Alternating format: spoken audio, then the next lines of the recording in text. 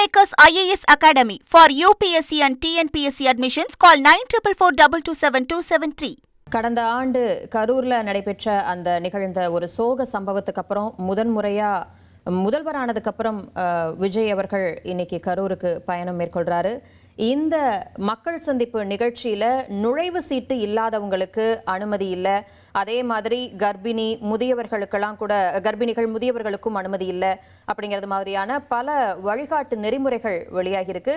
இது குறித்த கூடுதல் விவரங்களோடு இணைகிறார் செய்தியாளர் மணிகண்டன். வணக்கம் மணிகண்டன்.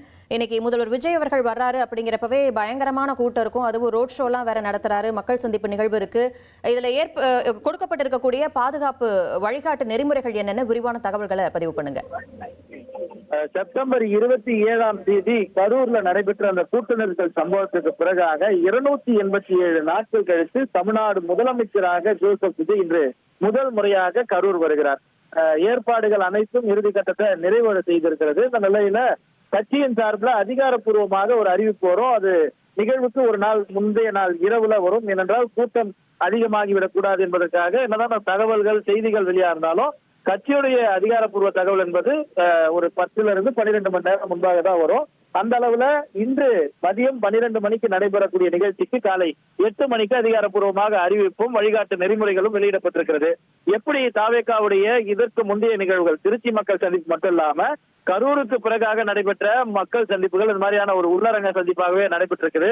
அந்த கரூர் சம்பவத்துக்கு பிறகாக பல்வேறு விஷயங்களை தெரிஞ்சுக்கிட்டு அதுக்கேற்ற மாதிரி ப்ரொடெக்ஷன் புரோட்டோகால்ஸை ஃபாலோ பண்ணிட்டு இருக்காங்க. ஒரு 5000 பேர் தான் இருக்கணும். அவங்களுக்கு தேவையான வசதிகள், காற்றோட்ட வசதி, ஹைட்ரேஷனுக்காக வாட்டர் பாட்டில் கொடுக்கறது, இப்படியான வசதிகளோட தான் இந்த நிகழ்ச்சிகள் நடைகிறது. அது மட்டும் இல்லாம சில வழிகாட்டு நெறிமுறைகளும் வழங்கப்படும். அந்த அளவுல காவல்துறையோட அனுமதியின்படி வழிகாட்டு நெறிமுறைகளுக்கு முழுக்க இந்த நிகழ்ச்சியானது அனுமதி பெற்றவர்களுக்கான நிகழ்ச்சியாகவும் மாவட்ட நிர்வாகிகளால ஏற்பாடு செய்யப்பட்டிருக்கின்றது. கட்சியுடைய அதிகாரப்பூர்வ எக்ஸ்தலத்துல பொதுச் செயலாளரும் அமைச்சருமான ஆனந்த் தெரிவித்திருக்கிறார். அந்த அறிவிப்புல ஒவ்வொரு நபருக்கும், அதாவது 5000 நபருக்கு அனுமதின்ட்டு முன்பு சொல்லியிருந்தோம். அந்த 5000 நபர்களுக்கும் QR கோடு ஸ்கேன் செய்யக்கூடிய வசதியுடன் கூடிய அடையாள அட்டை கொடுக்கப்பட்டிருக்குது. QR கோடு அனுமதி சீட்டு தேர்வு செய்யப்பட்டவர்களுக்கு மட்டுமே, அதாவது கரூர் மக்கள் மட்டுமல்லாமல் கட்சியுடைய நிர்வாகிகள் தான் தேர்வு செய்து 5000 நபர்களுக்கு கொடுத்திருக்கிறாங்க. இது இல்லாம முதலமைச்சர் எங்க ஊருக்கு வந்திருக்காரு, கரூருக்கு வந்தவரை எங்களால பார்க்க முடியாது அப்படின்ட்டு பொதுமக்கள் இயக்கப்பட்டு விடக்கூடாது, பொதுமக்கள் கஷ்டப்படக்கூடாதுன்றதுக்காக கரூருடைய கோர் சிட்டியில இந்த ரோட் ஷோவை தமிழ்நாடு முதலமைச்சர் நடத்த திட்டமிட்டிருக்கிறார்.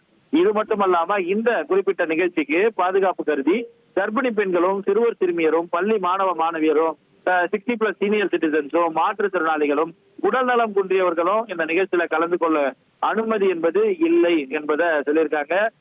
இந்த மேல் குறிப்பிட்ட யாரும் கண்டிப்பா இந்த நிகழ்ச்சிக்கு வர வேண்டாம் என்பதையும் சொல்லியிருக்காங்க. இந்த QR கோடுடன் கூடிய அடையாள அட்டை வழங்கப்பட்டிருந்தாலும் நிகழ்ச்சியில கலந்து கொள்பவர்களுக்கு குடிநீர், மருத்துவ வசதிகள், தேவையான அத்தியாவசிய ஏற்பாடுகள் அனைத்தும் ஏற்பாடு செய்யப்பட்டிருக்கிறது தெரிவிக்கப்பட்டிருக்கு. அனுமதி சீட்டு இல்லாத கட்சியுடைய நிர்வாகிகளுக்கு பொதுமக்களும் கண்டிப்பா அனுமதிக்கப்பட மாட்டார்கள்.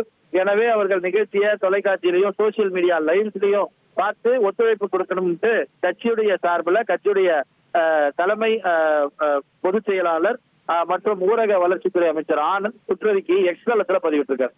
Kingmakers IAS Academy for UPSC and TNPSC admissions. Call 9442272273.